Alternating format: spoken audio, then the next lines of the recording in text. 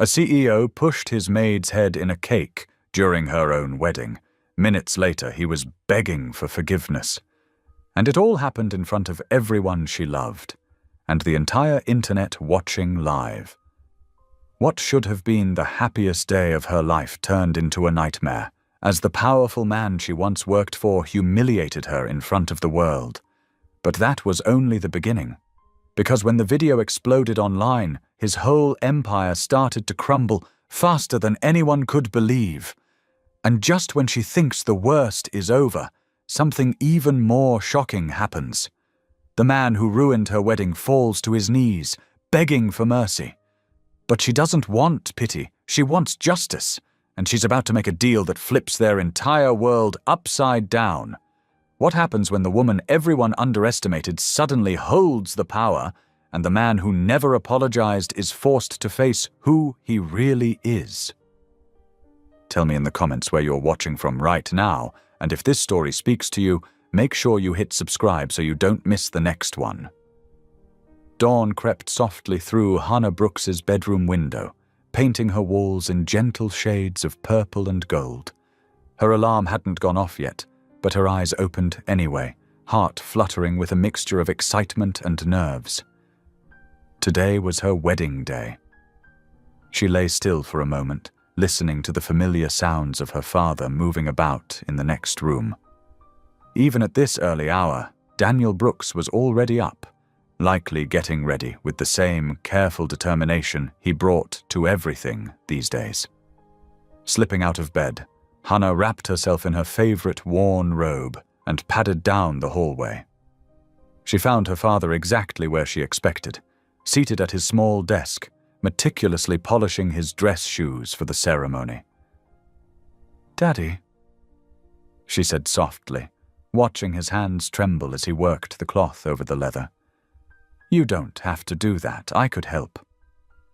Daniel looked up with a warm smile that crinkled the corners of his eyes. "Now, baby girl, I may not be as steady as I used to be, but I can still shine my own shoes for my daughter's wedding day." Hannah's throat tightened with emotion as she watched him work. His movements were slower than they used to be, more deliberate.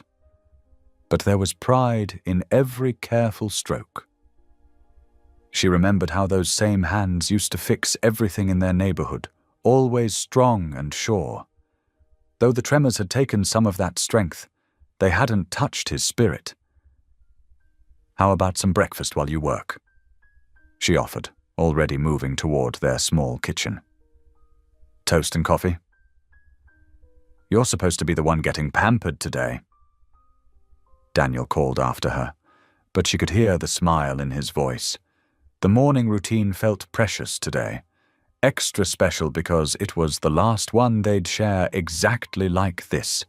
Soon she'd be moving in with Marcus, though they'd found an apartment just 10 minutes away to stay, close to her father. By 7 o'clock, Hannah was at her beloved cafe, stringing up the last of the white paper lanterns she'd chosen for decorations. The morning regulars were already there, having insisted on helping despite her protests. "Child, we've watched you grow up in this place," Mrs. Watson said, carefully arranging flowers on the tables. "You think we'd miss being part of your special day?" The cafe had never looked more beautiful.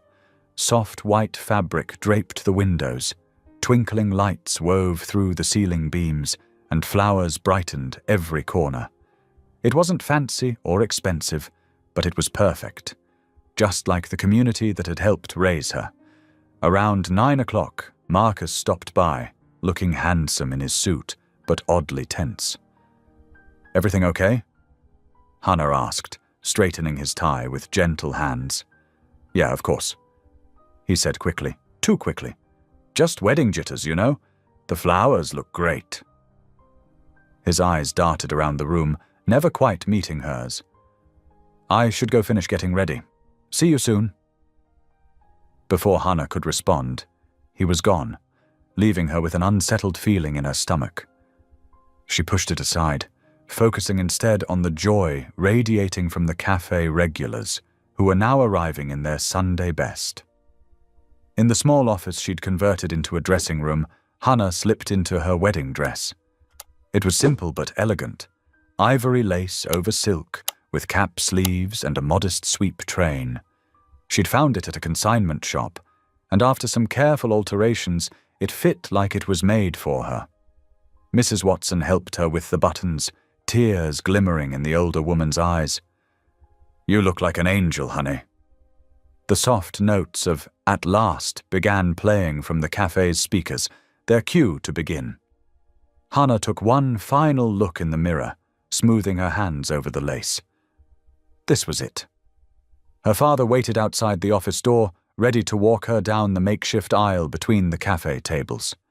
She stepped out, taking her father's arm, his proud smile making her heart swell. The guests rose from their seats, turning expectantly towards the back of the cafe where she stood. But suddenly, the main doors swung open, letting in a shaft of bright morning light. Hannah's breath caught in her throat. Standing in the doorway was Joseph Grant, the man who'd fired her just 6 months ago from his tech company. His tall figure cut a sharp silhouette against the morning sun, his expensive suit a stark contrast to the cafe's humble decorations. Phones and cameras lifted throughout the room as guests recognized the famous CEO. Joseph's face wore what seemed to be an attempt at a smile, though it looked strained and uncertain. He took a step forward, and Hannah felt her feet root to the spot, her father's arm tightening protectively around hers. The music played on, but time seemed to stop as Joseph moved toward her, his presence commanding attention in the small space that had, moments ago, felt so perfectly intimate. Hannah's heart pounded in her chest, memories of their last encounter, his cruel words, her humiliation, flooding back with crushing force.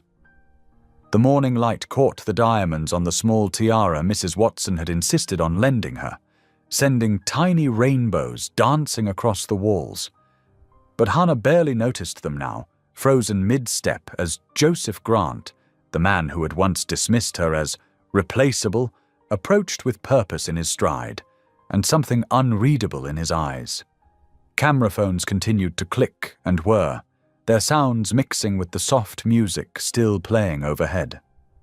The cafe regulars, her faithful extended family, shifted in their seats, some with protective frowns, others with open curiosity. Through it all, Hannah remained still, feeling her father's steady presence beside her, his arm now a lifeline rather than just ceremonial support. The beautiful morning she had planned so carefully, the intimate celebration she had dreamed of, now hung suspended in this unexpected moment. Joseph Grant's footsteps echoed against the hardwood floors as he drew closer, each step marking the distance between what was supposed to be and whatever was about to unfold. The uncomfortable silence stretched as Joseph Grant made his way through the small crowd. His polished shoes clicked against the floor, each step echoing in the now hushed cafe. Phones continued recording, their small red lights blinking like eager witnesses. "Please don't let me interrupt," Joseph said, his voice carrying that familiar smoothness Hannah remembered from corporate meetings. "I just came to offer my blessings to my former—" He paused, searching for the right word. "Employee." Whispers rippled through the gathering. "That's Joseph Grant. The tech billionaire. What's he doing here?" The excitement in their voices made Hannah's stomach twist. She felt her father's grip tighten on her arm. Marcus stood at the altar, his face a mixture of awe and discomfort. His eyes darted between Joseph and the recording phones, then to Hannah, then back to Joseph. He tugged at his collar, shifting his weight from one foot to the other. The officiant, a kind-faced woman from their church, cleared her throat. "Perhaps we should pause for a moment," she suggested, though her tone carried uncertainty, "to allow our unexpected guest to share his good wishes." Joseph's smile widened. How thoughtful.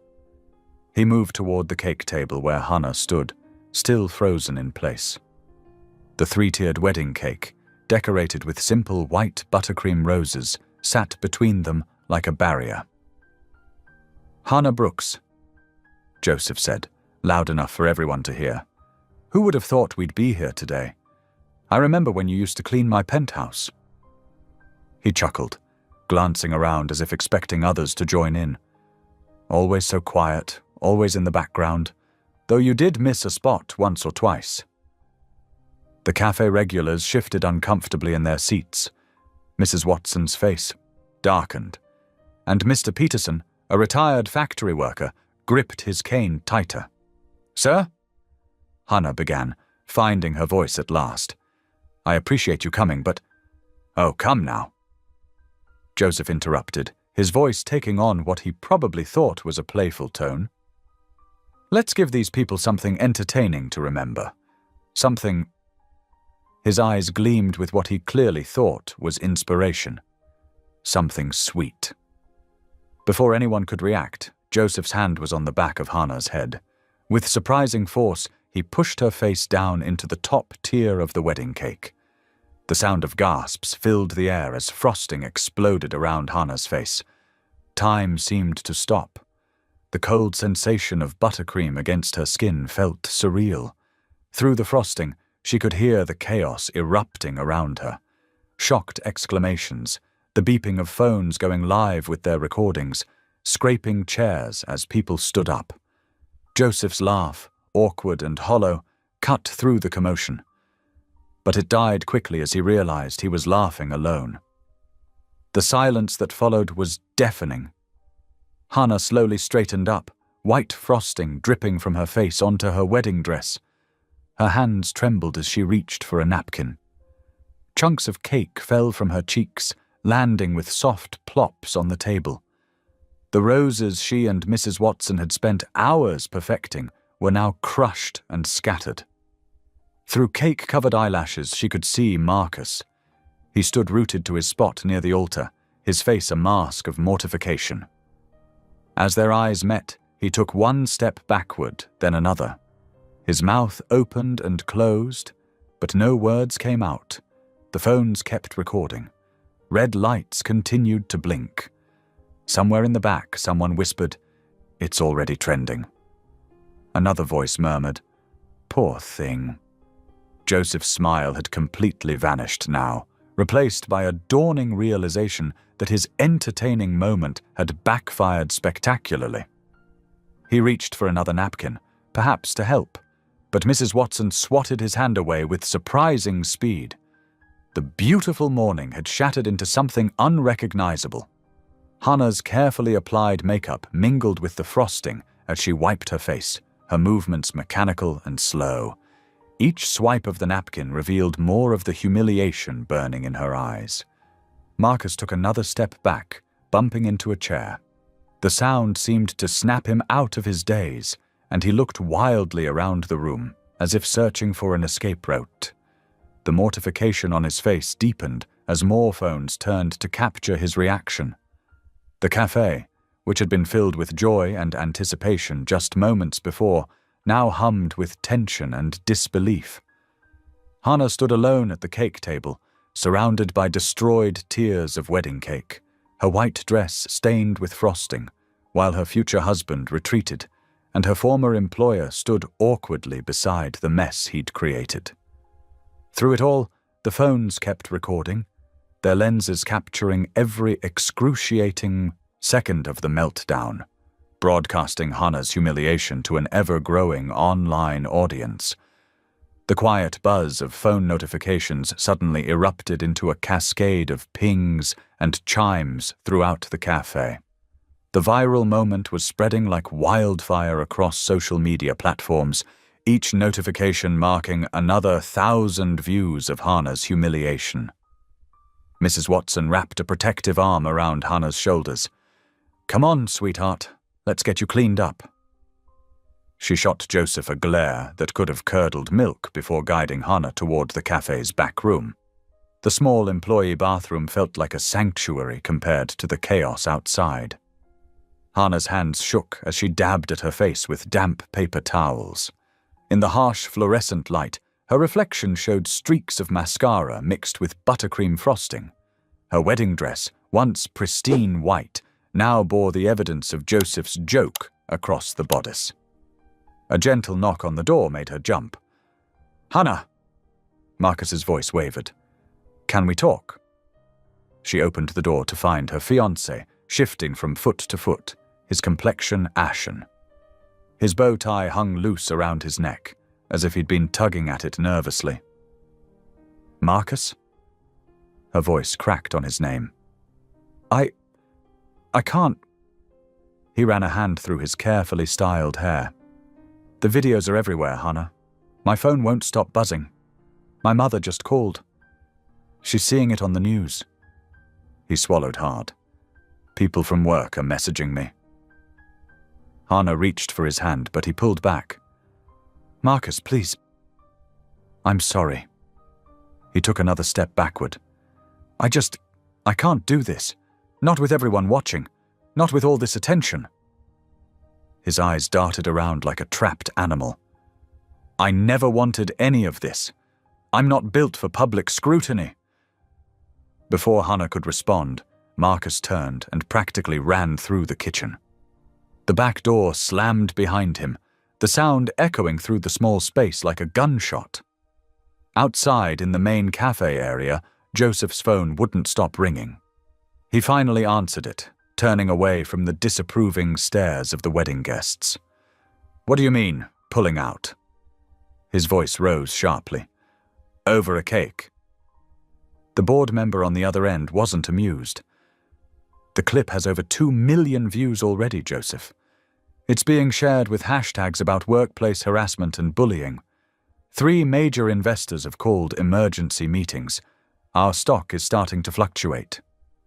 "It was a joke," Joseph protested, but his face had lost its color. "A joke?" The board member's voice dripped with disdain. "You publicly humiliated a former employee at her wedding. The internet is digging up her employment records as we speak. People are asking questions about why she left the company. This could spiral into a PR nightmare." Joseph loosened his tie, feeling sweat break out on his forehead. "I'll fix it. I'll make a statement." "Fix it fast," the board member snapped, "before this costs us more than just our morning stock prices." The cafe's regular customers had formed a protective circle around the back room door, blocking journalists who had already begun to arrive. News traveled fast in small towns, and the viral video had put their quiet cafe on the map. Hannah stood in the back doorway, still in her ruined dress, trying to gather the courage to face what waited outside. Through the kitchen window, she could see reporters setting up cameras in the parking lot. Her quiet, intimate wedding had transformed into a media circus. Taking a deep breath, she pushed open the door and stepped outside, hoping the fresh air would clear her head. Instead, she found herself blinking in the harsh glare of camera lights. "Miss Brooks, how do you feel about Joseph Grant's actions? Were you surprised by your fiancé's departure? Is this related to your previous employment with Grant Technologies?" The questions came rapid fire, microphones thrust toward her face. Hannah wrapped her arms around herself, feeling exposed and vulnerable in her stained wedding dress. The simple joy she'd felt that morning seemed like a distant memory now. Joseph watched through the window as Hannah faced the media gauntlet alone. His phone buzzed again. Another board member, no doubt with more bad news about plummeting stock prices and angry investors. But for the first time that day, he wasn't thinking about his company's image or his own reputation.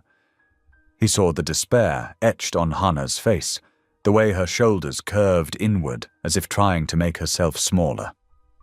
The proud CEO felt something unfamiliar, genuine, crushing guilt.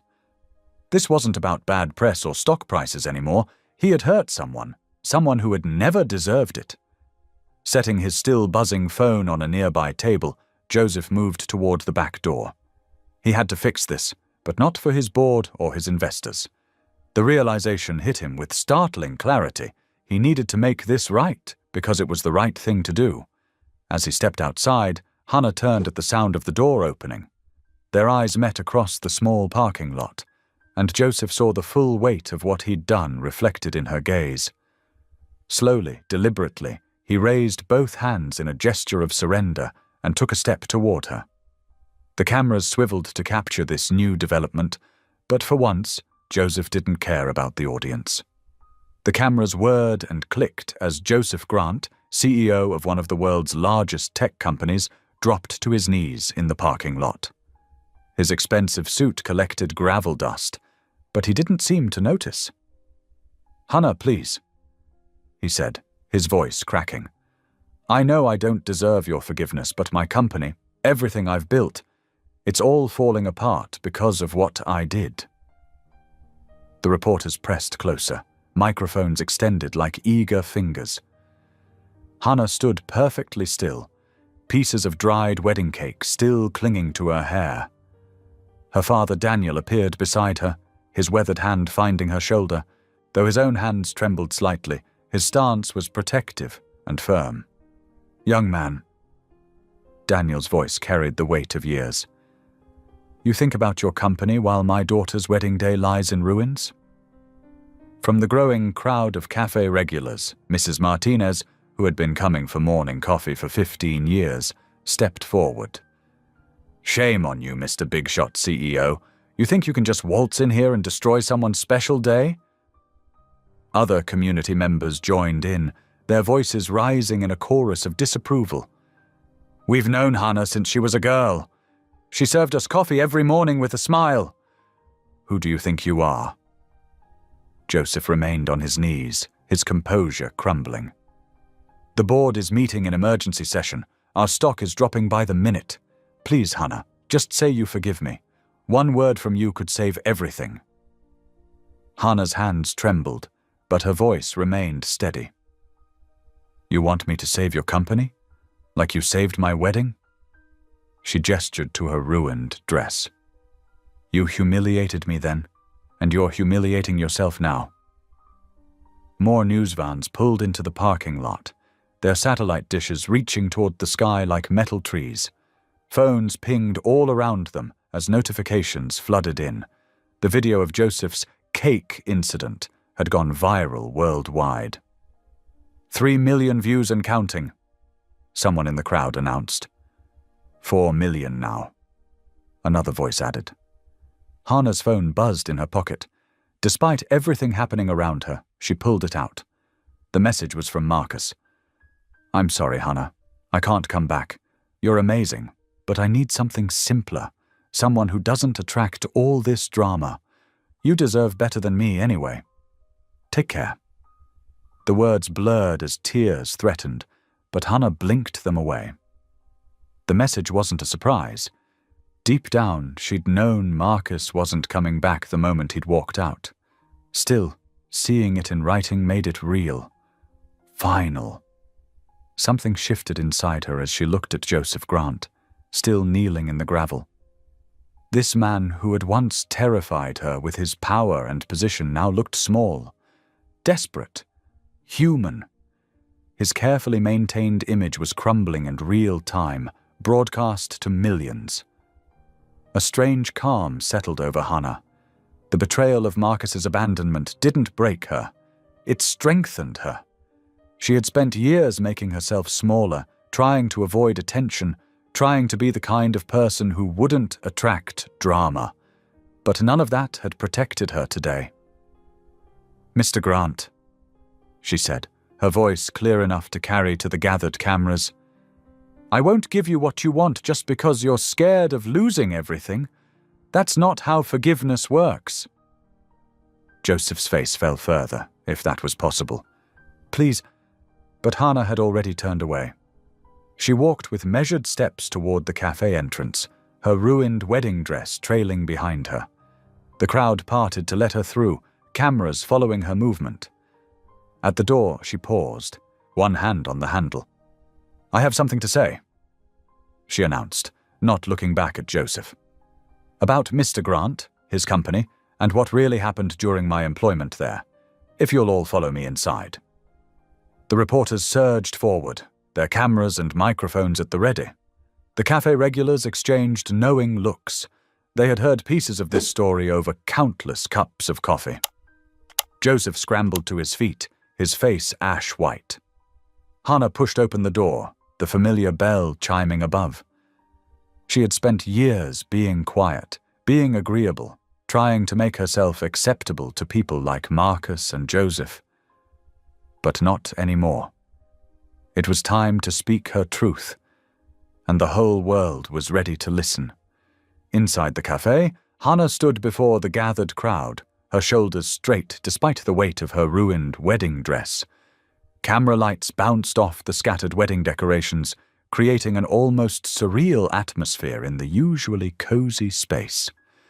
The elderly regulars had positioned themselves protectively around her, while reporters jostled for the best angles. "Mr. Grant," Hannah began, her voice steady and clear, "you want forgiveness? I'll offer you a path to earn it." Joseph nodded eagerly, his designer suit wrinkled from kneeling in the parking lot. "Anything, Hannah. Name it." 30 days, she said. "You'll work for me here at the cafe, doing exactly what I used to do for you. Every task, every job, exactly as I did them." A murmur rippled through the crowd. Someone whistled low and long. "You'll clean toilets," Hannah continued. "Scrub floors, serve coffee. And most importantly, you'll help care for my father, just as I had to balance caring for him while working for you." Joseph's face paled. 30 days. But my company is already in crisis. Mrs. Martinez cut in from her usual corner table. "Thanks to your own foolish behavior, young man." Joseph's phone buzzed again. He glanced at it, his expression growing more desperate as he read the message. "The board is threatening an emergency vote to remove me," he admitted, running a hand through his perfectly styled hair. "Then I suggest you decide quickly." Hannah replied calmly. "This offer expires in the next 60 seconds. The cafe fell silent, except for the whir of camera motors and the tapping of reporters on their phones. Joseph looked around the room, his eyes darting between the cameras, his phone, and Hannah's unwavering gaze. "I accept," he said finally, the words coming out in a rush. 30 days, whatever you say. 6 o'clock tomorrow morning." Hannah responded. "Don't be late, and wear something you don't mind getting dirty." She turned to address the gathered crowd.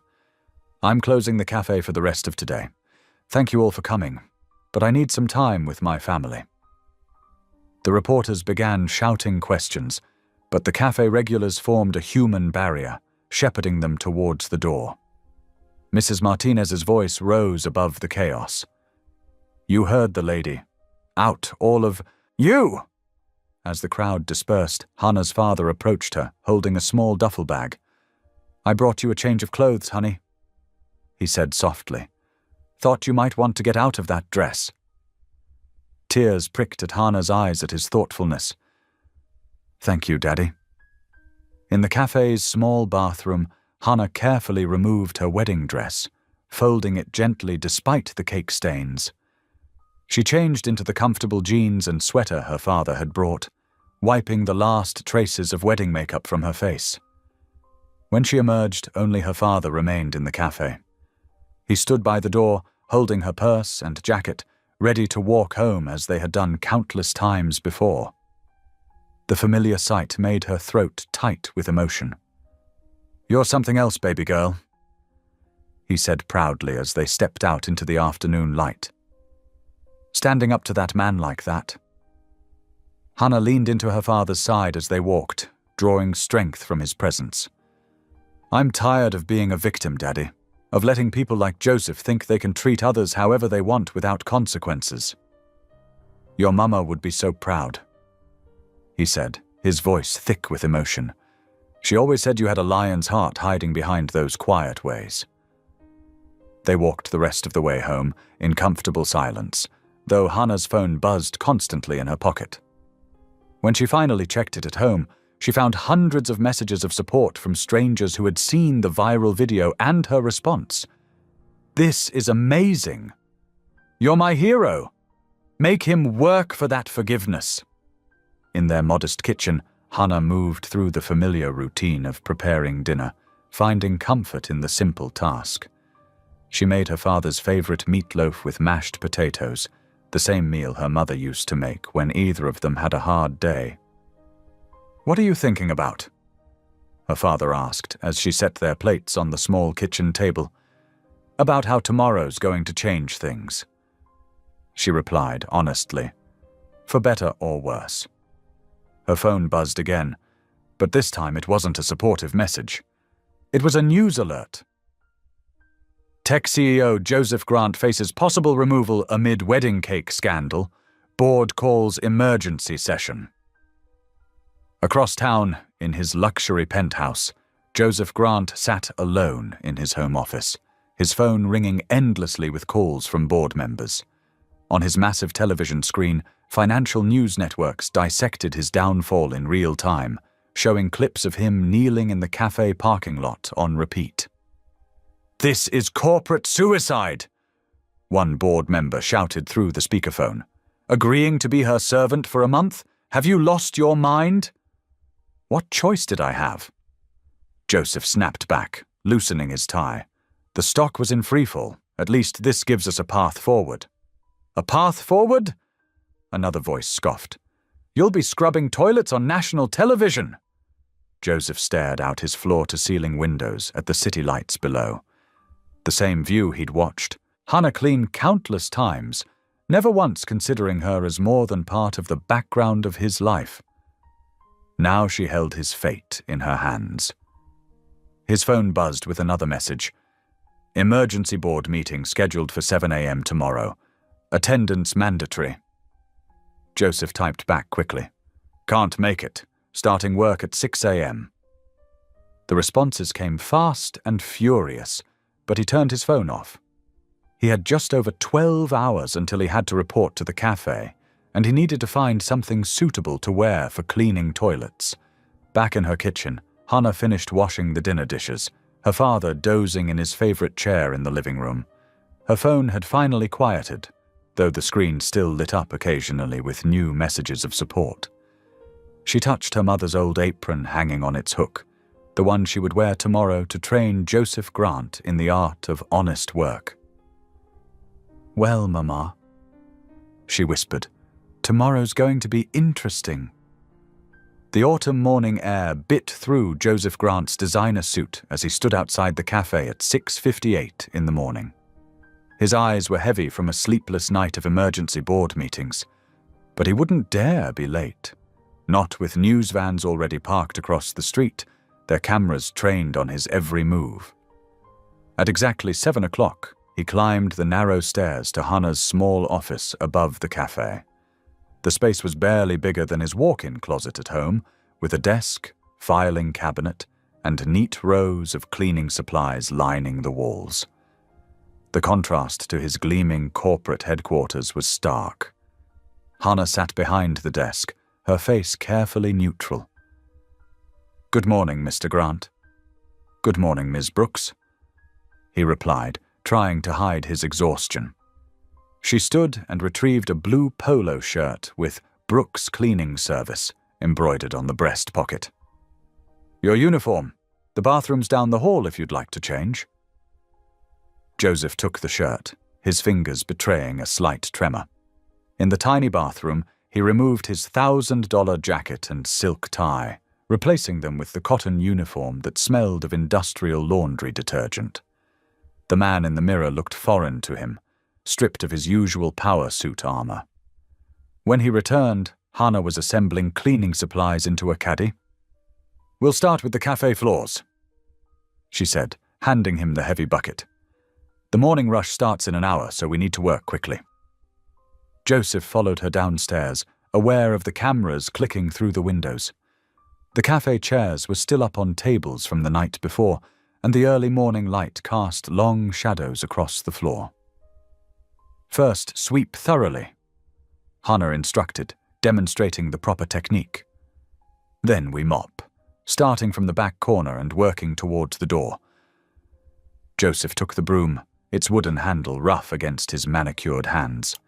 His first few sweeps were awkward, leaving dirt in uneven piles. "You're missing spots," called out Mr. Jenkins, one of the early bird regulars who had already claimed his usual corner table. "My grandson does a better job, and he's only 8 years old." Heat crept up Joseph's neck as he tried to improve his technique. By the time he finished sweeping, his back ached from the unfamiliar motion. Then came the mopping, which proved even more challenging. "You're using too much water," Mrs. Rodriguez critiqued from her perch at the counter. "Going to have someone slip and sue you, honey." Hannah watched silently, neither helping nor criticizing, as Joseph struggled with the heavy mop. Water sloshed over his expensive leather shoes, and sweat began to dampen his new uniform. The morning rush brought a steady stream of customers, many filming with their phones as the famous CEO bussed tables and carried dirty dishes to the kitchen. His hands turned pruny from washing endless coffee cups and plates, and more than once he nearly dropped a stack of heavy ceramic mugs. "Careful with those," Hannah said quietly. "They're not as replaceable as the things in your penthouse." By noon, Joseph's muscles screamed in protest as he hauled garbage bags to the dumpster behind the cafe. He had never realized how heavy food waste could be, or how many trips it took to clear all the trash cans. The afternoon brought a new challenge, accompanying Hannah to her father's apartment to help with his daily needs. Daniel Brooks sat in his worn armchair, watching with barely concealed amusement as Joseph fumbled with organizing medication boxes. "Each compartment needs to be checked twice," Hannah explained patiently. "A mistake here isn't like a typo in an email. It could be dangerous." Joseph's hands shook slightly as he sorted the various pills, hyper-aware of both his exhaustion and the intimate nature of this task. He wasn't used to being this close to people's real lives, their vulnerabilities, their needs. "You know," Daniel said conversationally, "I used to be able to do all this myself. Hard thing, losing your independence bit by bit." Joseph looked up, catching the older man's eye. For a moment he saw past his own discomfort to recognize the dignity in Daniel's face, the way he held himself with pride despite his limitations. "Yes, sir," Joseph replied softly. "I imagine it is." The rest of the afternoon passed in a blur of more cleaning tasks, each one revealing Joseph's inexperience with physical labor. By 5 o'clock, when Hannah finally dismissed him, every muscle in his body ached. The drive home to his penthouse felt longer than usual. In the elevator, he caught his reflection in the polished brass doors, his hair disheveled, the borrowed uniform wrinkled and stained, dark circles under his eyes. Inside his immaculate apartment, Joseph didn't even make it to his bedroom. He collapsed onto his Italian leather couch, still wearing the blue polo shirt. His phone buzzed with messages from the board, but he couldn't summon the energy to read them. As exhaustion pulled him toward sleep, one thought pierced through his fog of fatigue. He had to do this all again tomorrow, and he had to be back at the cafe in less than 12 hours. For the first time in years, Joseph Grant fell asleep without checking his email, his body too tired to even reach for his phone. Outside his floor-to-ceiling windows, the city lights twinkled indifferently, while across town, Hannah Brooks prepared tomorrow's task list with methodical care. The next morning arrived with a chill in the air that made Joseph's aching muscles protest even more. He pushed through the cafe door at 6:45, 15 minutes early, wearing the same blue uniform polo from yesterday, now freshly washed and pressed. Hannah looked up from where she was counting the register drawer, her expression neutral. "Good morning. Start by getting the dishwasher ready and loading yesterday's final dishes." Joseph nodded, heading to the kitchen where stacks of plates and cups waited. His hands, tender from yesterday's work, stung as he touched the warm water. He hadn't noticed the blisters forming until he got home last night. "You're holding those plates wrong?" came a voice from behind him. Mrs. Rodriguez had somehow slipped into the kitchen unnoticed. "Stack them by size or you'll chip the edges. These aren't your fancy corporate dinner plates. They have to last." "Yes, ma'am," Joseph replied, carefully reorganizing the dishes. He couldn't help noticing how Mrs. Rodriguez watched him with narrowed eyes, like a teacher monitoring a troublesome student. "You know," she continued, settling onto a kitchen stool, "I've known Hannah since she was knee-high to a grasshopper.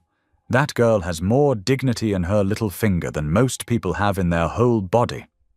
What you did at her wedding, that shows exactly what's wrong with people who think money makes them better than others." Joseph's cheeks burned as he loaded the dishwasher. "I know. I was wrong. Knowing isn't enough, young man. You have to learn.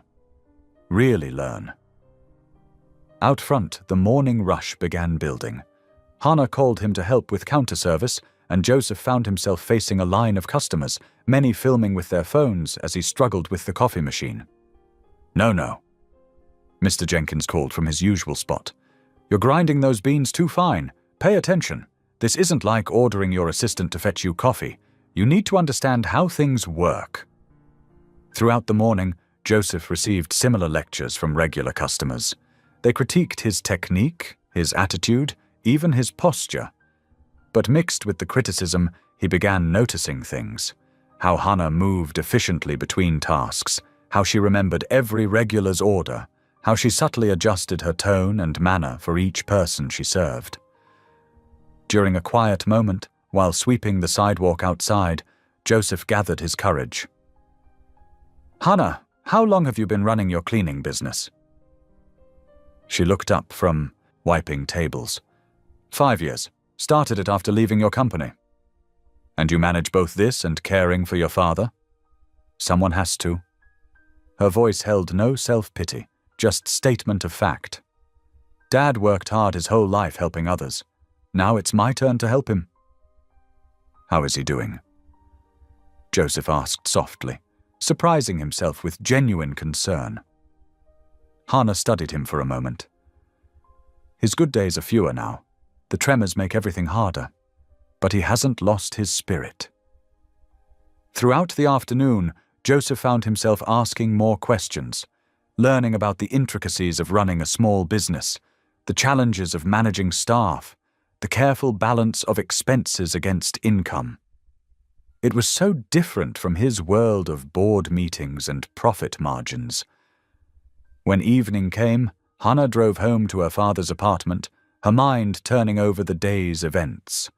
Daniel sat in his favorite chair, watching as she prepared a simple dinner of chicken and vegetables. "How's our corporate friend doing?" he asked, his eyes twinkling with amusement. "Surprisingly, cooperative," Hannah admitted, stirring the vegetables. "He actually seemed interested today. Asked about the business. About you." Daniel's expression grew serious. "Be careful, baby girl. Men like that, they're used to getting their way. Sometimes they play nice just long enough to get what they want." "I know, Dad." Hannah brought him a plate, carefully arranged so he could manage it despite his tremors. "But something feels different, like he's actually seeing us as people for the first time." "Maybe so," Daniel conceded. "Just don't let your kind heart rush to forgive before the lesson's truly learned." Across town, Joseph sat on the edge of his marble bathroom counter, carefully wrapping bandages around his blistered hands. Each movement reminded him of tasks he'd never considered before: the weight of wet mops, the heat of dishwater, the strain of constantly being on your feet. His phone buzzed continuously with notifications. Unable to resist, he opened social media and began reading comments on videos of him working at the cafe. The internet was full of praise for Hannah's dignity and grace, while condemning his past behavior. People shared stories of their own experiences with entitled bosses, celebrating Hannah for standing up to workplace bullying. Until you've walked in someone else's shoes, you can't judge their journey. One comment read, "This CEO is finally learning what real work feels like." Shame burned in Joseph's chest as he read comment after comment. But mixed with the shame was something new. Determination. Not to salvage his reputation or appease his board, but to truly understand the people he'd looked down on for so long. He looked at his bandaged hands, then at his reflection in the mirror. The man staring back at him looked tired, humbled, and somehow more real than the polished executive who had walked into that cafe just days ago. Tomorrow would bring more lessons, more aches, more moments of truth. For the first time in his life, Joseph Grant was ready to learn them all. The sun had barely crept over the horizon when Hannah's car pulled up to her first cleaning location of the day. Joseph stood waiting, his borrowed uniform already wrinkled, but at least clean. Dark circles under his eyes hinted at another restless night. "Today we're doing the office route," Hannah explained, handing him cleaning supplies from her trunk. 7 different locations, medical offices, small businesses, law firms. We need to finish before their workday starts. Joseph nodded, following her lead into the first building, a small medical practice. The halls were quiet and dark, their footsteps echoing on the linoleum floors. As they worked, a night security guard walked past, looking straight through them as if they were invisible. "Does that happen often?" Joseph asked softly, watching the guard disappear around the corner. "Being invisible?" Hannah kept mopping, her movements steady and practiced. "Most of the time, people see the cleaning cart, not the person pushing it." They moved through the offices methodically. Joseph struggled with the heavy vacuum cleaner while Hannah efficiently cleaned examination rooms. In each new location, he noticed the same pattern. Security guards or early arrivals barely acknowledging their presence, sometimes walking through freshly mopped areas without a second thought. At their third stop, a law office, Joseph broke the silence while emptying trash bins. "My father was a lawyer," he said, his voice unusually quiet. "Corporate law. He believed showing any weakness meant failure."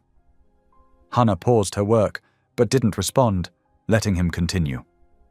"When I was 12, I cried after losing a school debate competition. He made me practice speaking for 6 hours straight, said I needed to learn that emotions were for the weak." Joseph's laugh held no humor. "Guess that lesson stuck pretty well. Sounds lonely." Hannah replied simply, neither pitying nor condemning. They worked through the morning, moving from building to building. In each place, Joseph found himself noticing things he'd never seen before. The way cleaning staff seemed to fade into the background, how people assumed they couldn't understand complex conversations, the physical toll of constant movement. At their 6th location, while scrubbing bathroom tiles, Joseph spoke again. "I have a lot of regrets," he admitted, "not just about the wedding, about everything, the way I treated people, the person I became." Hannah kept working, maintaining her emotional distance even as she listened. "Regret is just the first step," she said finally. "It's what you do after that matters." The morning wore on, their conversations coming in short bursts between tasks. Joseph shared more fragments of his past, the pressure of taking over his father's company, the endless drive for success, the gradual hardening of his heart. Hannah listened without judgment, but also without offering easy absolution. As they finished their final location, Joseph's muscles ached from hours of physical labor. But something else ached too, a growing awareness of how wrong he'd been about so many things. Later that evening, Hannah stood in her father's small kitchen, stirring a pot of homemade soup while Daniel sat at their worn kitchen table. "How did our CEO handle the office route?" Daniel asked, his eyes twinkling with curiosity. Hannah added a pinch of salt to the soup before answering. "He's learning. Shared some things about his father today. Helps explain why he turned out the way he did. Explains, maybe. Daniel said thoughtfully, his hands trembling slightly as he reached for his water glass. But doesn't excuse. No. Hannah agreed. It doesn't. Across town, Joseph sat in his expansive penthouse kitchen, so different from Hannah's cozy space. Everything around him spoke of wealth. Gleaming appliances, imported marble countertops, designer, everything. Yet tonight, it all felt hollow. He kept thinking about Hannah's quiet strength, how she moved through the world with such grace, despite being overlooked and undervalued. How different it was from his father's harsh lessons about power and control. Reaching for his phone, he set his alarm even earlier for the next day. For the first time in his life, he wanted to do better, not because it would benefit him, but because it was right. His bandaged hand stung as he got ready for bed, but he welcomed the discomfort.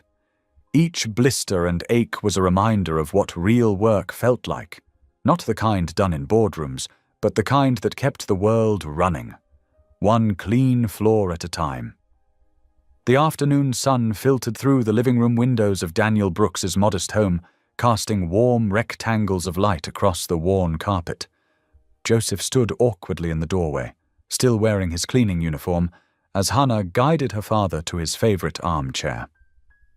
"Today you're helping with Dad's physical therapy exercises," Hannah explained, demonstrating the proper way to support Daniel's arm through each movement. Gentle but steady pressure. Let him set the pace. Joseph nodded, his usual corporate confidence nowhere to be seen as he carefully took Hannah's place beside Daniel. His hands, still tender from days of cleaning work, moved with unexpected gentleness. "You've got good instinct, son," Daniel said, his voice warm despite the slight tremor in his movements. "Though I bet this isn't what you pictured doing with your afternoon." "No, sir," Joseph admitted, helping Daniel extend his arm in a careful arc. "But I'm learning that most of my pictures were pretty wrong." As they worked through the exercises, Daniel began sharing stories, his voice steady even when his body wasn't. "You know, back in 1978, I applied for a job as a maintenance supervisor. Had all the qualifications, 15 years of experience. The interviewer took one look at me and said they'd already filled the position." He paused, letting Joseph help him with another stretch. "Saw them hire a white boy fresh out of high school 2 days later." Joseph's hands faltered slightly. "I'm sorry," he said quietly. "Wasn't looking for sorry," Daniel replied. "Just sharing some truth. Life's got a way of teaching you what matters if you're willing to learn." They continued the exercises, Daniel sharing more stories between movements. He spoke about raising Hannah alone after her mother passed, about fighting for respect in a world that often denied it, about finding dignity in honest work regardless of how others saw you. "The trick," Daniel said, as Joseph helped him through the final stretches, "is knowing your own worth isn't tied to other people's judgment. Took me years to learn that one." Hannah, who had been quietly preparing tea in the kitchen, brought out 3 steaming mugs and some simple cookies. They gathered around the small kitchen table, sunlight making the worn formica surface glow. "Remember when you first started helping me with these exercises, Hannah?" Daniel asked, his eyes twinkling. "You were so worried about hurting me, you barely moved my arm at all, like I was made of glass." "Dad," Hannah protested, but she was smiling. "Move like a scared turtle," Daniel continued, chuckling. "Took her 3 times as long to do anything." To everyone's surprise, including his own, Joseph laughed. Not the polished chuckle he used in board meetings, but a genuine, unguarded sound. The moment hung in the air, warm and unexpected, as they all realized this was the first real laugh they'd heard from him. Daniel's eyes crinkled with pleasure. "See, Even the big-shot CEO knows a good joke when he hears one. They finished their tea in comfortable silence, the late afternoon light growing soft and golden. When it was time to leave, Joseph helped Daniel back to his armchair with a care that made Hannah's throat tight with unexpected emotion. Later, after dropping Joseph off at the cafe where his day had started, Hannah sat in her parked car for a long moment. She thought about the way Joseph's hands had steadied her father, how his practiced corporate mask had cracked to reveal something raw and real underneath. The man who had ruined her wedding was still there, but alongside him was someone else, someone who could laugh at simple jokes and listen to hard truths without defending himself. That evening, as Hannah helped her father prepare for bed, tucking the blankets around him with practiced care, she caught him smiling. "What?" she asked, adjusting his pillow. "That young man," Daniel said thoughtfully. "He's got a lot to learn, but he's finally starting to listen." Across town, Joseph stood at a bus stop, ignoring the concerned texts from his driver. The night air was cool, and his feet ached from the day's work. He could have called for his car, could have been home in his luxurious penthouse in minutes. Instead, he waited for the bus, then walked the final mile home. Each step on the concrete sidewalk was a choice: discomfort over ease, humility over pride. The moon hung low and bright above the city as Joseph walked, his cleaning uniform still smelling of bleach and lemon disinfectant, his heart lighter than it had been in years despite his weary body. The streetlights cast long shadows as he walked, each one a reminder of the man he'd been and the man he was slowly, painfully learning to become. The cafe buzzed with excitement as volunteers hung streamers and arranged chairs for the community fundraiser. 7 days had passed since Joseph Grant first donned an apron, and today that same apron was dusted with flour from his morning of helping prep pastries. Hannah watched him from across the room, noting how different he looked from the man who had crashed her wedding. His designer suit was replaced by the cafe's uniform shirt, his usually perfect hair slightly mussed from working near the ovens. Most striking was the change in his posture. The arrogant CEO stance had softened into something more human. "Need more napkins at table 3, she called out, testing him. "On it," Joseph responded without hesitation, grabbing a stack and moving through the crowd with practiced care. The fundraiser was raising money for the local senior center's meal delivery program, a cause close to Hannah's heart since many of her cafe regulars depended on it. The usual morning coffee crowd had swelled to include families, local business owners, and community leaders. Mrs. Chen, a regular who had watched Hannah grow up, tugged at Joseph's sleeve as he passed. "Young man, these cookies are too dry." Instead of bristling as he might have a week ago, Joseph nodded respectfully.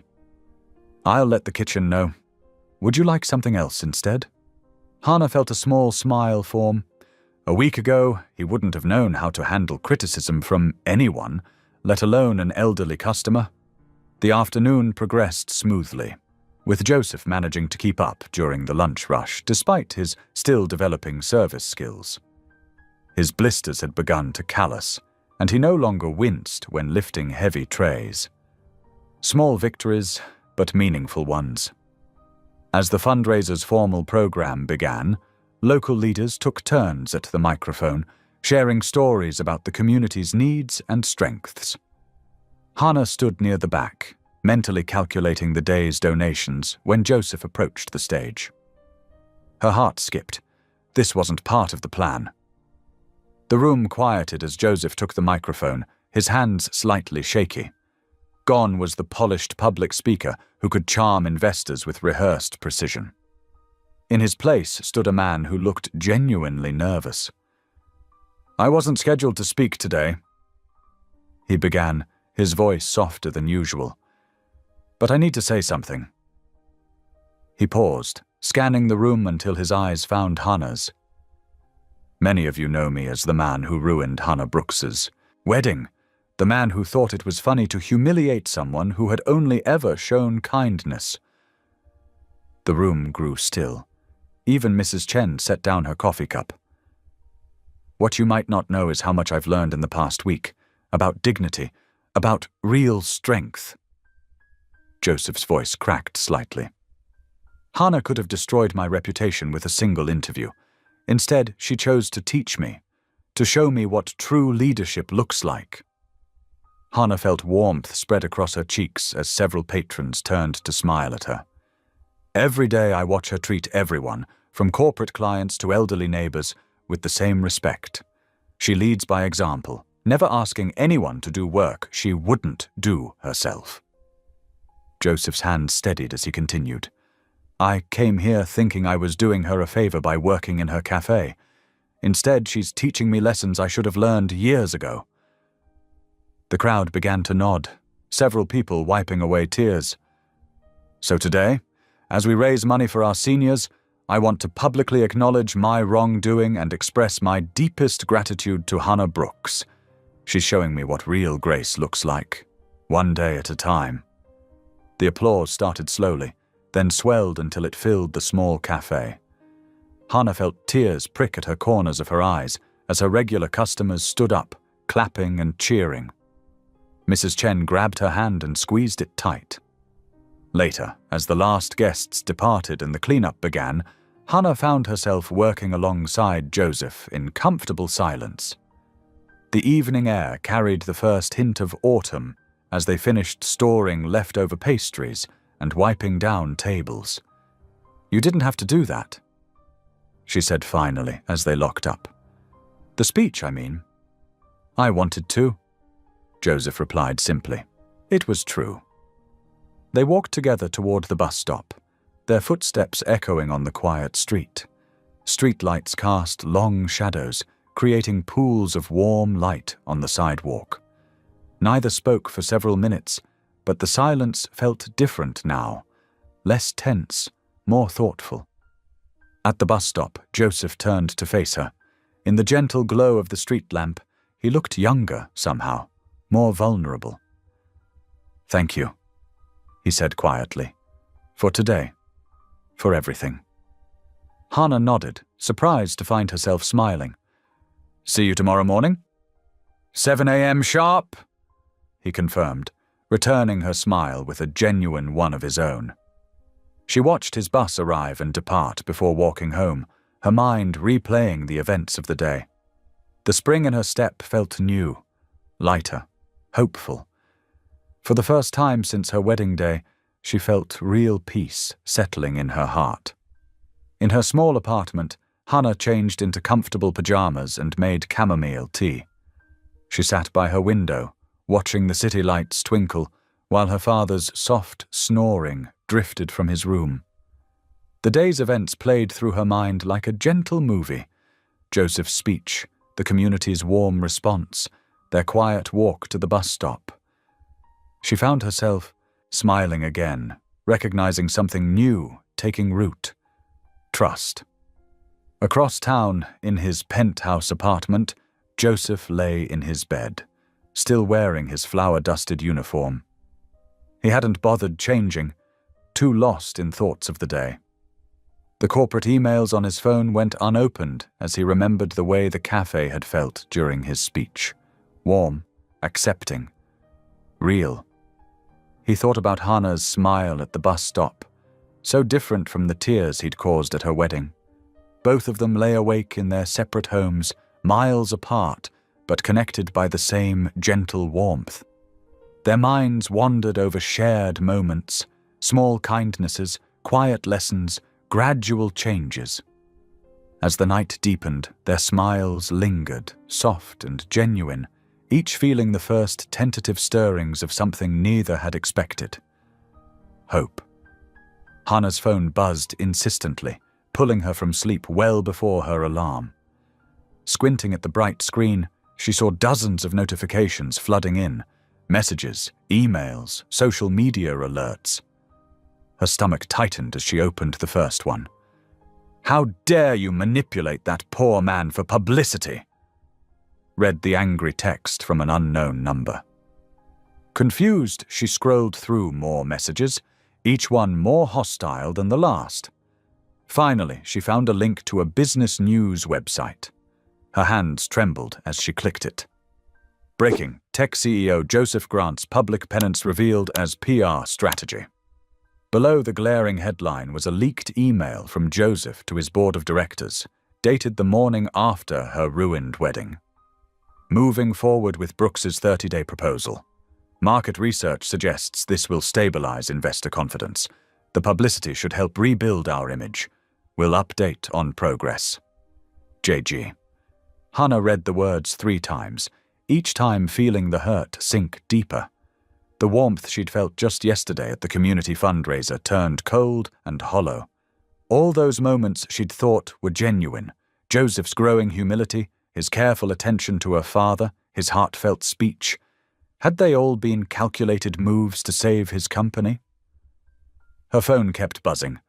More hate messages poured in. Gold digger. Attention seeker. Using a powerful man for your 15 minutes of fame. Tears burned in her eyes as she got dressed.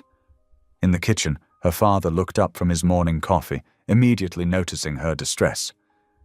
"Baby girl, what's wrong?" She couldn't bring herself to explain, just handed him her phone.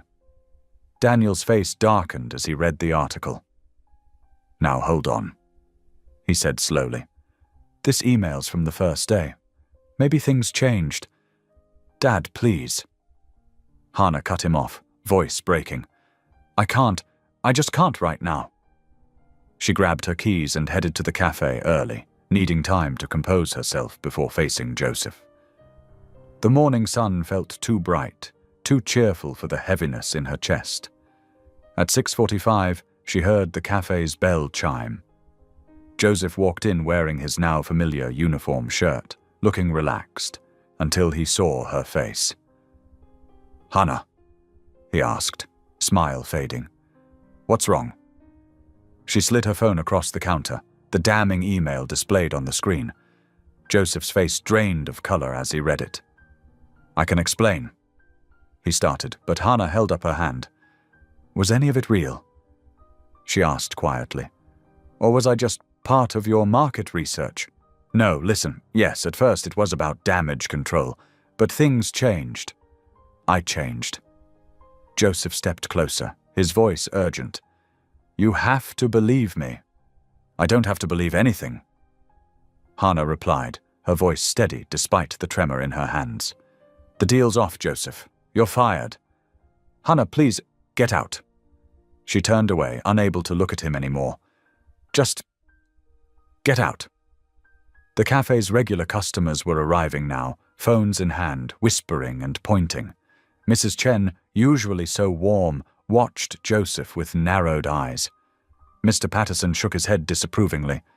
Joseph stood frozen for a moment, then slowly removed his uniform shirt. He placed it carefully on the counter. "I know this looks bad," he said softly, "but everything I said yesterday was true. Everything I learned here was real." Hannah didn't respond, keeping her back turned as she aggressively wiped down the coffee machine. She heard his footsteps retreat, the bell chime again, and then he was gone. Throughout the day, her phone continued buzzing with hateful messages. Some targeted her business directly. "We'll never support a manipulative business owner." "Boycott Brooks Cleaning Services." "Taking advantage of a man's mistake for profit." Each message felt like another small cut. Her regular customers tried to comfort her, but their words couldn't reach past the wall of hurt she'd built around herself. By evening, she was exhausted. She closed the cafe early, unable to bear any more whispers or pitying looks. Daniel was waiting at home with her favorite comfort food, mac and cheese with extra breadcrumbs, but she could barely eat. Maybe he really did change, Daniel suggested gently. "People can surprise you." Hannah pushed her food around the plate. I really thought I was helping him become a better person. Instead, I was just another business strategy." "Baby girl." "I'm not hungry," she interrupted, standing up. I need to finish some paperwork at the office." The night air was heavy with approaching rain as Hannah walked to her small office above the cafe. She buried herself in invoices and schedules, trying to lose herself in mundane tasks.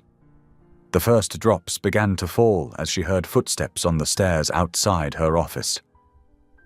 Through the frosted glass of her door, she could make out Joseph's familiar silhouette. He raised his hand to knock, then lowered it. Raised it again, hesitated. Hannah sat perfectly still, watching his shadow through the glass. The rain fell harder now, but Joseph remained rooted in place, his hand perpetually caught between knocking and retreating. Neither of them moved. Hannah at her desk, Joseph in the rain, each trapped in a moment of hurt, regret, and unspoken words. Joseph's shoes clicked against the polished marble of his company headquarters. The familiar scent of leather and expensive cologne filled the air, but today it made his stomach turn. Security guards who normally snapped to attention barely met his eyes. As he approached the boardroom, his assistant Rachel intercepted him, her face pinched with worry. "Mr. Grant, they're waiting for you. It's not good." Through the glass walls he could see them. 12 board members in impeccable suits, faces stern as stone. Papers spread across the mahogany table like weapons ready for battle. "Thank you, Rachel," he said quietly. For the first time in their 5 years working together, he noticed the gentle concern in her eyes. How had he missed that before? The boardroom door felt heavier than usual.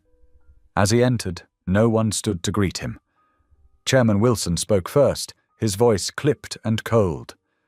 "Joseph, this situation has become untenable. The leaked email was the final straw. Investors are pulling out in droves. Our stock has dropped 17% since this morning." Joseph remained standing, hands loose at his sides. A month ago he would have fought back with charts and projections and carefully crafted rebuttals. Now, looking at their faces that mirrored who he used to be, he felt nothing but tired. "We've prepared a transition package," Sandra from legal continued, sliding a thick folder across the table. "Full benefits, generous severance, in exchange for a quiet departure." Joseph picked up the folder, but didn't open it. The silence stretched uncomfortably.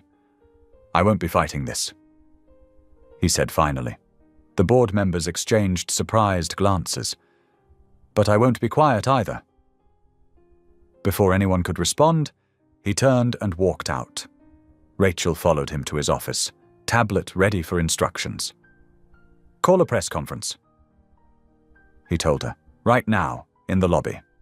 "Sir, are you sure that's wise?" He smiled slightly. "No, but it's right." Within 30 minutes, the lobby was packed with reporters. Cameras flashed as Joseph stepped up to the makeshift podium, his tie loosened, no prepared statement in his hands. "I'm resigning as CEO, effective immediately," he began. The crowd erupted with questions, but he held up his hand. "Not because the board asked me to, though they did. I'm resigning because I don't deserve this position anymore." He took a deep breath, thinking of Hannah's quiet dignity, of Daniel's steady wisdom. "I've spent years building wealth while forgetting about worth. What I did to Hannah Brooks wasn't a momentary lapse in judgment. It was a reflection of who I'd become. She showed me a better way to live, and I failed to honor that lesson. I deserve these consequences." Across town, Hannah moved through her cleaning route mechanically. The medical officer's familiar tasks, emptying trash bins, wiping down surfaces, vacuuming, carpets, usually brought her peace. Today they felt empty. Her phone buzzed constantly with notifications about Joseph's press conference, but she couldn't bring herself to watch. Instead, she focused on the rhythm of work. Spray bottle, wipe, repeat. Spray bottle, wipe, repeat. When she got home that evening, Daniel was watching the news coverage. Joseph's face filled the screen, looking more human than she'd ever seen him. "Baby girl," Daniel called softly. "Come sit with me a minute." Hannah hesitated, then sank into her father's worn armchair. Daniel muted the TV but left the images playing. "You know," he said carefully, "when I first started having trouble with my hands, I was so angry. Couldn't understand why God would take away my ability to work. But that anger? It blinded me to the good things happening around me. Dad, this isn't the same thing, isn't it?" He reached for her hand. Sometimes pain makes us miss the miracle of change happening right in front of us. "The email was from day one," Daniel finished. "But I saw that man these past weeks. Saw how he looked at you when you weren't watching. How he listened to my stories without checking his phone once. How he started taking the bus home instead of calling his driver." Hannah felt tears threatening again. "I don't know what to believe anymore." "Believe what you saw with your own eyes, not what some leaked email tells you to think." Meanwhile, Joseph stood in his penthouse, surrounded by floor-to-ceiling windows, showing the glittering city below. For years, this view had made him feel powerful. Now it just reminded him how far removed he'd been from real life. His phone had finally stopped ringing. No more frantic calls from the board, no more messages from business partners distancing themselves. The silence felt right. He walked through the spacious rooms, really seeing them for the first time. Everything was sleek, modern, expensive, and completely soulless. No family photos, no meaningful mementos, just carefully curated pieces chosen by his interior designer. The bar cart in his study caught his eye. Usually by now, he'd be 3 drinks in, numbing himself to the day's pressures. Instead, he wheeled the cart into his storage room and closed the door. Back in his office, he opened his laptop and began typing. The words came slowly at first, then faster as dawn approached. An open letter regarding Hannah Brooks. In recent weeks, much has been said about Hannah Brooks and her actions following the incident at her wedding. Some have questioned her motives or character. As the person responsible for causing her pain, I need to set the record straight. Hannah Brooks represents everything I had forgotten about humanity. His fingers paused over the keyboard as the sky began lightening outside his window. For the first time in months, his mind felt clear, his purpose certain. He had a lot more to say about the woman who had changed his life, and this time he would get it right. The city stirred to life below as Joseph continued writing, pouring truth onto the page as the sun rose over another day of consequences and, perhaps, redemption. The late afternoon sun cast long shadows across the steps of Joseph Grant's corporate headquarters as reporters gathered for what they assumed would be a standard crisis management press conference. Camera crews jostled for position while photographers tested their angles. The air hummed with speculation about Joseph's next move after his dramatic resignation. When Joseph emerged from the building, many didn't recognize him at first. Gone was his trademark tailored suit, replaced by a simple button-down shirt and slacks, clothes more suited to the man who'd spent weeks cleaning floors and serving coffee. His usual confident stride had softened into something more measured, more human. He approached the podium, adjusted the microphone, and looked out at the sea of expectant faces. For a moment, he seemed to struggle with his words, a sight no one had ever witnessed from the normally polished CEO. "Thank you all for coming," he began, his voice quieter than usual. "I'm here today not to defend my actions or attempt to salvage my career, but to announce something that I hope will create lasting positive change." He pulled out a single sheet of paper, though it seemed more for comfort than necessity. "I'm establishing the Brooks Foundation for Service Worker Dignity, funded entirely by my personal savings, approximately $45 million. A murmur rippled through the crowd. Cameras clicked rapidly. "To be absolutely clear," Joseph continued, "Hannah Brooks, the woman I wronged so terribly, has no connection to this foundation. She didn't know about it until this moment, and she will receive no financial benefit from it. I chose her name because she embodied everything this foundation aims to promote: dignity, resilience, and unwavering integrity in the face of disrespect. His voice grew stronger as he continued. For years, I walked past cleaning staff without seeing them. I treated service workers as beneath my notice. Then Hannah Brooks taught me, through quiet example and uncompromising principles, that true character isn't measured by wealth or status, but by how we treat others. In her modest living room across town, Hannah sat beside her father, watching the live broadcast with wide eyes. Daniel reached over and squeezed her hand. Back at the podium, Joseph's carefully maintained composure began to crack. "I want to speak directly about my failures," he said, his voice rough with emotion. "When I crashed Hannah's wedding and humiliated her, I wasn't just being thoughtless. I was expressing years of learned contempt for people I saw as beneath me. The fact that millions watched online didn't make it worse. It just made my cruelty more visible." He paused, collecting himself. The Brooks Foundation will focus on 3 main initiatives. First, providing emergency assistance to service workers facing crisis situations. Second, funding educational opportunities for workers seeking advancement. And third, launching a national campaign to promote respect and fair treatment for service industry employees. In her living room, Hannah felt tears sliding down her cheeks. Daniel handed her a tissue without comment. "This foundation isn't about redemption," Joseph continued. "No amount of money can undo what I did. Instead, it's about recognition. Recognition that every person who cleans our offices, serves our food, or cares for our spaces deserves to be treated with fundamental human dignity." His hands gripped the podium tightly.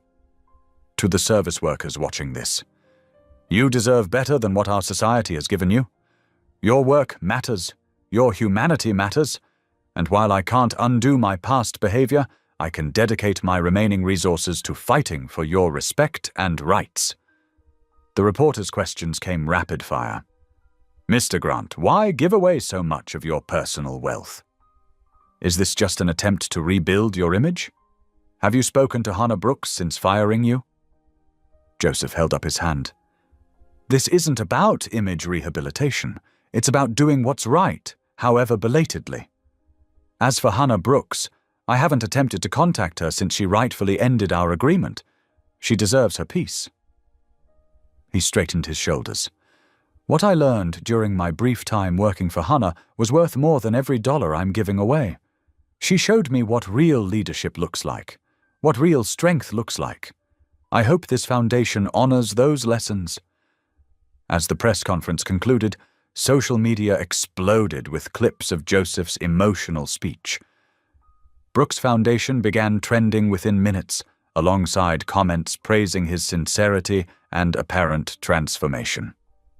In her home, Hannah stood up abruptly. "I need some air," she murmured to her father. Daniel nodded, understanding in his eyes. She stepped out onto their small front porch, breathing in the cool evening air.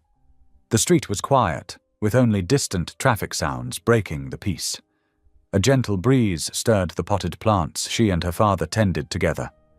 Hannah's phone weighed heavily in her pocket.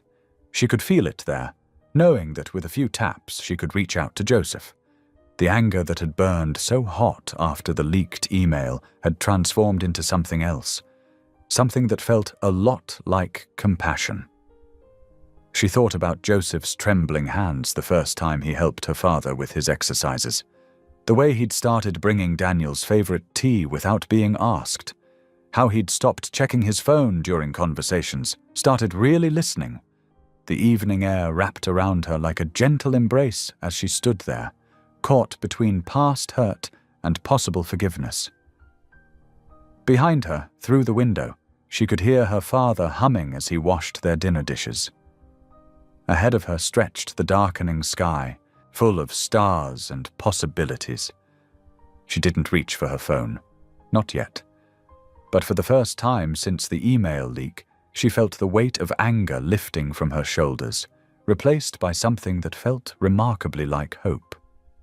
The afternoon sun cast gentle shadows across the cafe's worn wooden floors as Hannah stared at her phone.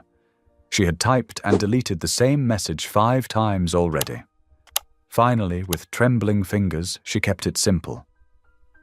"Could we meet to talk? The cafe at 3 o'clock?" The response came quickly. "Yes, thank you." Those 3 words held none of Joseph's former corporate polish. No emoji, no flourish, just simple gratitude. At precisely 3 o'clock, Joseph pushed open the cafe door. The bell's familiar chime seemed softer somehow, as if respecting the delicacy of the moment. Hannah noticed immediately how different he looked. Gone were the tailored suits and designer shoes. Instead, he wore faded jeans and a plain blue button-down shirt that had clearly seen better days. His hair wasn't perfectly styled, and dark circles shadowed his eyes. The cafe was nearly empty. A few regulars sat at their usual spots, pretending not to watch while obviously keeping protective eyes on Hannah. She appreciated their concern, but gave them a small smile to show she was okay. "Thank you for coming," Hannah said softly as Joseph approached her corner table. She had chosen this spot deliberately, away from windows, away from curious eyes. "Thank you for asking me to," he replied, lowering himself into the chair across from her. His movements were careful, almost hesitant, as if he feared taking up too much space. For a moment, they sat in silence. The cafe's familiar sounds washed over them, the gentle hiss of the espresso machine, the clink of spoons against ceramic cups, the murmur of quiet conversations. "I watched the press conference," Hannah began, wrapping her hands around her coffee mug. Joseph nodded, his eyes fixed on the table's scratched surface. "I meant every word," he said. "But I should have said it all differently. I should have contacted you first, explained my intentions. It probably seemed like another grand gesture without substance." "It did at first," Hannah admitted. "But then I thought about how you were with my father, how you changed over those days working here. Those things couldn't have been faked." She paused, gathering her thoughts. "I owe you an apology too. When that email leaked, I was hurt. But I didn't give you a chance to explain. I just reacted. You had every right to react that way," Joseph said quickly. "That email was awful. Yes, initially I agreed to your terms because my board was breathing down my neck. But something happened during those days, something I wasn't expecting." "What was that?"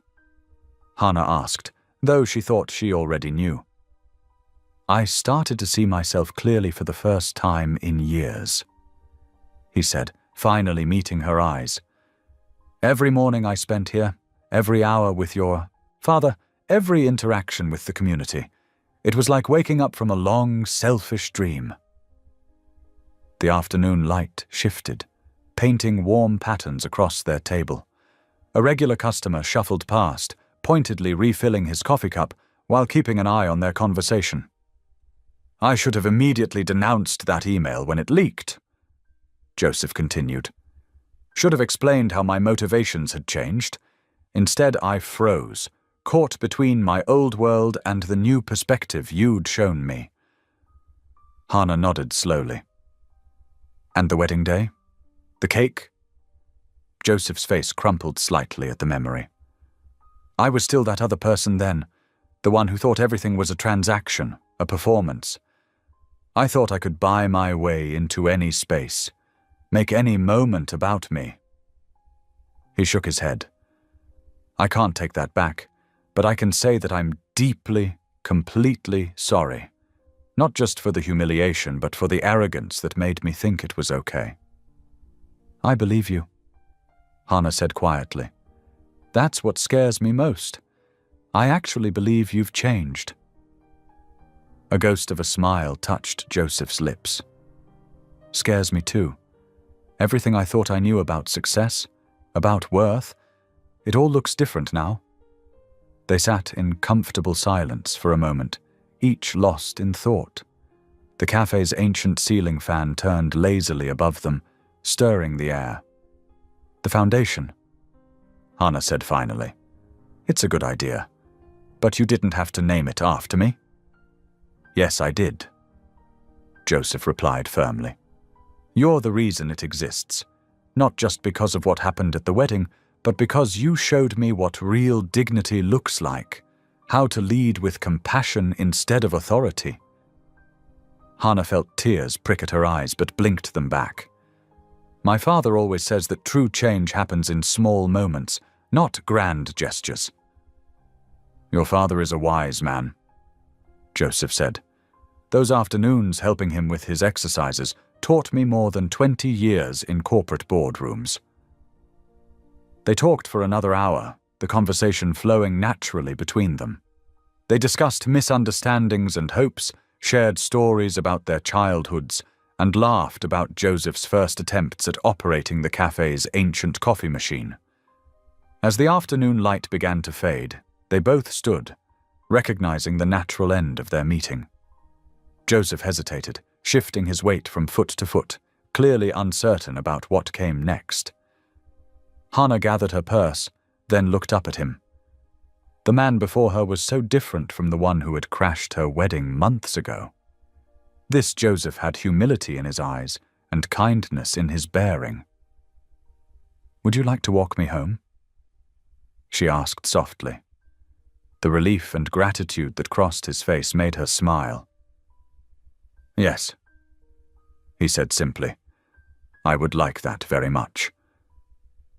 They walked toward the door together, their steps in natural rhythm, as the cafe's regulars pretended not to beam with approval behind their newspapers and coffee cups. The early evening air held a gentle warmth as Hannah and Joseph stepped out of the cafe together. They walked at an unhurried pace, letting comfortable silence settle between them before Joseph spoke. "You know, I've been thinking a lot about what I want to do next," he said, hands in his pockets as they strolled down the tree-lined street. "The foundation is just the beginning." Hannah glanced at him curiously. "What are you considering?" "I want to work directly with community organizations," Joseph explained, his voice carrying a new enthusiasm she'd never heard before. Not just writing checks from an office somewhere, but actually being there, helping people face to face. A delivery truck rumbled past them, and they waited for the noise to fade before continuing their conversation. "That's quite a change from running a tech company," Hannah observed, noting how his shoulders seemed more relaxed than she'd ever seen them. Joseph chuckled softly. "It is. But you know what? For the first time in my life, I'm not thinking about quarterly reports or board expectations. I'm thinking about real impact, about making genuine connections." They paused at a crosswalk, waiting for the light to change. A gentle breeze rustled through the trees above them. "What about you?" Joseph asked. "I've noticed how naturally you mentor your new employees. Have you thought about expanding that?"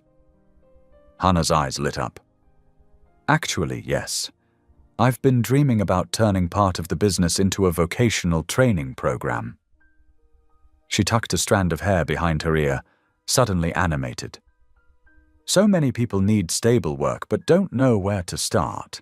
I could teach them not just cleaning skills, but business basics, customer service, everything they'd need to succeed." "That's brilliant," Joseph said sincerely. "You're already doing it informally. Why not make it official?" "The startup costs would be significant," Hannah admitted. "Equipment, training materials, insurance. The foundation could help with that," Joseph offered, then quickly added, "Not as a favor to you, but because it's exactly the kind of initiative we want to support. Everything would go through proper channels, of course." They shared a knowing smile, both appreciating how far they'd come from their previous dynamic. As they walked past small neighborhood gardens and modest homes, their conversation flowed naturally between practical plans and personal reflections. Joseph told her about a community center he'd visited recently, while Hannah shared stories about employees whose lives had changed once they gained stable employment. A child's bicycle bell chimed as they stepped aside to let a young rider pass. They both laughed as the kid called out a polite, "Thank you," while zooming by. I never used to notice these little moments, Joseph reflected. I was always rushing from one meeting to another, head buried in my phone. And now? Now I'm learning to be present, to actually see the world around me. He gestured to their surroundings. Like this neighborhood. I would have dismissed it as unremarkable before, but look at how the evening light hits those windows, how everyone's put their own touch on their front porches. Hannah nodded, pleased by his observation. That's Mrs. Chen's garden there, she pointed out. She grows vegetables for half the block. And that wind chime, Mr. Rodriguez made it from old tools. There's so much life here. They turned onto Hannah's street, where Daniel's modest house sat with its well-tended flower boxes and freshly swept steps. Through the front window, they could see Daniel in his favorite armchair, reading glasses perched on his nose as he worked on a crossword puzzle. When they reached the front door, Daniel looked up and broke into a warm smile. He set aside his puzzle and made his way to the door, opening it before they could knock. Well, look who's here, Daniel said, his eyes twinkling. Come on in, both of you. I just put the kettle on. Joseph hesitated for just a moment before following Hannah inside. The house was small but immaculately kept, with family photos lining the walls and soft lamplight creating a cozy atmosphere. Perfect timing, Daniel continued, moving carefully towards the kitchen. Joseph, would you mind reaching the tea tin from that top shelf? These old bones aren't as cooperative as they used to be. Of course, Joseph replied, immediately stepping forward to help. He noticed the tin was actually within Daniel's reach, but understood this was Daniel's way of making him feel welcome and useful. As they settled around the kitchen table with steaming cups of tea, Daniel noticed a loose cabinet hinge. Been meaning to fix that, he mentioned casually. Without hesitation, Joseph stood up. I remember where you keep your tools from my time here. Would you like me to take care of it? Daniel's face creased with approval. That would be kind of you, son. Hannah watched as Joseph located the screwdriver and carefully tightened the hinge, taking extra care to ensure it was properly aligned. The simple act spoke volumes about how much he had changed. The former CEO, who once wouldn't deign to carry his own briefcase, now found satisfaction in fixing a cabinet door. They spent another hour sharing tea and conversation, with Daniel telling one of his favorite stories about Hannah's childhood determination to run a restaurant from their backyard. Joseph listened intently, genuinely engaged in every word. As the evening grew later, Joseph stood to leave. Thank you both for the tea, he said sincerely, and the company. You're welcome here any time, Daniel replied, and Hannah could hear the truth in her father's words. Hannah walked Joseph to the door, stepping out onto the porch with him. The street was quiet now, streetlights creating pools of warm light along the sidewalk. Text me when you get home, Hannah found herself saying, surprising them both with her concern. Joseph's smile was gentle. I will. She watched as he walked down the street, his figure growing smaller under the row of streetlights. For the first time since that disastrous wedding day, Hannah felt something settle in her heart, a quiet, steady hope for the future. Not just her own future, but for all the possibilities that lay ahead, for the changes that could ripple out from this unexpected new beginning. She stayed on the porch until Joseph turned the corner, then went back inside to join her father, carrying that hope with her like a warm light in her chest. The morning air held a gentle crispness as Hannah walked toward the cafe, her keys jingling softly in her hand. The early sunlight painted everything in soft gold, making even the weathered brick of the building look warm and welcoming. She was so lost in thought about the previous evening's walk with Joseph that she almost didn't notice him standing by the cafe entrance. There he was, dressed casually in jeans and a simple blue sweater, holding 2 paper coffee cups from the corner shop down the street. His posture was different from the rigid CEO stance he'd once maintained, more relaxed, more human. When he saw her approaching, his face lit up with a smile that held equal parts hope and nervousness. "Good morning," he said softly, extending one of the cups toward her. "I remember you mentioned you like hazelnut creamer." Hannah accepted the cup, touched that he'd remembered such a small detail. "Thank you," she replied, inhaling the familiar aroma. "How long have you been waiting?" "Not long," he assured her, though the slight shiver in his shoulders suggested otherwise. "I wanted to be here before you arrived." She unlocked the cafe door, the bell chiming as they stepped inside. The quiet darkness of the empty space welcomed them, chairs still up on tables from the previous night's cleaning. Hannah flipped on the lights, bringing the cozy interior to life. "Would you like to sit for a minute?" she asked, gesturing to a corner table, the same one where they'd had their heart-to-heart conversation days before. Joseph nodded, following her lead. They settled into their chairs, the morning silence wrapping around them like a comfortable blanket. Through the large front windows, they could see the sky brightening, promising another beautiful day. "I've been thinking," Joseph began, his fingers tracing the rim of his coffee cup, "about everything that's happened, about who I was and who I want to be." Hannah watched him carefully, noting how his expression had softened over these past weeks.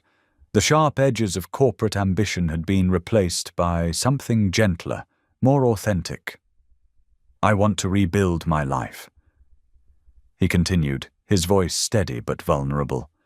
"Not the way it was before, with the pressure and the pretense. I want to do it slowly, honestly." He looked up, meeting her eyes. "And if you're willing, I'd like to be part of your world, in whatever way you choose to allow." The words hung in the air between them, honest and unadorned. Hannah felt the weight of them, the sincerity behind them. She thought about their journey, from that horrible wedding day, through all the lessons and changes that followed. Without speaking, she reached across the table and placed her hand over his. Their fingers intertwined naturally, as if they'd done this 100 times before. Joseph's hand was warm against hers, and she could feel a slight tremor in his touch that revealed how meaningful this moment was to him. "I think I'd like that," she said softly, squeezing his hand gently. The morning light streamed through the windows more fully now, casting warm patterns across their joined hands. Outside, the first early bird customers were approaching. Mrs. Chen from the garden down the street, and Mr. Rodriguez with his newspaper tucked under his arm. Hannah stood, still holding Joseph's hand. "Ready to help me open up?" He rose with her, a genuine smile spreading across his face. "Always." Together, they began their morning routine. Joseph helped lower the chairs from the tables, while Hannah started the industrial coffee maker. The familiar sounds and smells of the cafe coming to life filled the air, the hiss of steam, the click of cups being arranged, the warm scent of fresh coffee brewing. When Mrs. Chen entered, she paused in the doorway, taking in the sight of them working together. Her face crinkled into a knowing smile. "Good morning, you two," she said warmly, making her way to her usual table. Mr. Rodriguez followed, nodding approvingly as Joseph stepped behind the counter alongside Hannah. "The usual for me," he called out, "but make it 2. Joseph needs to try my favorite blend." More regulars began filtering in, each one greeting them with varying degrees of surprise and pleasure. There were knowing looks, gentle smiles, and the occasional whispered comment about how natural they looked together.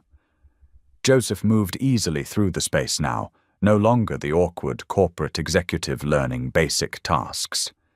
He anticipated Hannah's movements, handed her things before she asked, and greeted customers by name. When he accidentally bumped into her while reaching for a coffee filter, his hand steadied her with a gentleness that made her heart flutter. The morning rush began in earnest, and they fell into a rhythm together. Hannah called out orders while Joseph worked the espresso machine. They passed each other behind the counter in a practiced dance, their movements synchronized and comfortable. When things got hectic, they communicated with glances and small gestures, understanding each other without words. The cafe hummed with life, the clinking of cups, the murmur of conversation, the occasional burst of laughter from the regulars' table. Sunlight streamed fully through the windows now, highlighting the simple beauty of the moment. Two people who had traveled a long, complicated road to find themselves exactly where they needed to be. As Hannah watched Joseph carefully craft a latte, his brow furrowed in concentration, she realized how far they'd both come. He was no longer the man who had humiliated her on her wedding day, and she was no longer the woman who felt powerless in his presence. They had grown, changed, and learned from each other in ways neither could have predicted.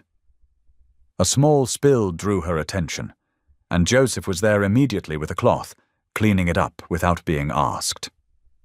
Their hands brushed as he handed her a fresh cup, and the smile they shared held all the promise of new beginnings. The morning continued, and they worked side by side, not as maid and employer, not as victim and offender, but as equals, as partners, as two people who had chosen to embrace the possibility of something beautiful growing from the ashes of past mistakes. Their movements behind the counter told a story of forgiveness, of healing, and of a love that had grown slowly and steadily, built on a foundation of understanding and genuine change. The soft morning light continued to fill the cafe, touching everything with its gentle warmth, much like the hope that now filled both their hearts, a hope for a future they would build together, one quiet morning at a time. The morning rush gradually subsided, leaving the cafe in a peaceful lull. Hannah watched Joseph wipe down the counter with practiced ease, marveling at how naturally they had fallen into working together. "Want to take a quick break?" she asked, untying her apron. "We've got about 20 minutes before the lunch crowd starts coming in." Joseph nodded, following her outside to the small bench that faced the street. This same spot had witnessed their story's darkest moment, his public humiliation of her, and later his first steps toward redemption. Now it felt different, peaceful. The breeze carried the rich aroma of coffee from the cafe as they sat together, shoulders almost touching. "I start at the foundation next week," Joseph said softly. "We're focusing on providing support services for service workers, everything from legal aid to emergency assistance." Hannah smiled, tucking a strand of hair behind her ear. "I've been thinking about my own next steps too. There's a business program at the community college. I want to turn the cleaning company into something bigger, a training center for women who need a fresh start." The gentle tap of a cane announced Daniel's approach. He stood before them, his eyes twinkling with approval at the sight of his daughter sitting comfortably beside Joseph. "Sometimes," Daniel said, his voice warm with wisdom, "healing isn't about one big moment. It's about all the little steps we take together, day by day." As afternoon light began to soften, Joseph stood and extended his hand to Hannah. This gesture wasn't weighted with guilt or desperation like before. It was simply an invitation, a hope for shared tomorrows. Hannah took his hand without hesitation, and together they walked back into the cafes, welcoming warmth, ready to build whatever came next. Thank you for being here. If something in this story stayed with you, I'd love to see you again. Subscribe, and tomorrow I'll bring you another story crafted with heart.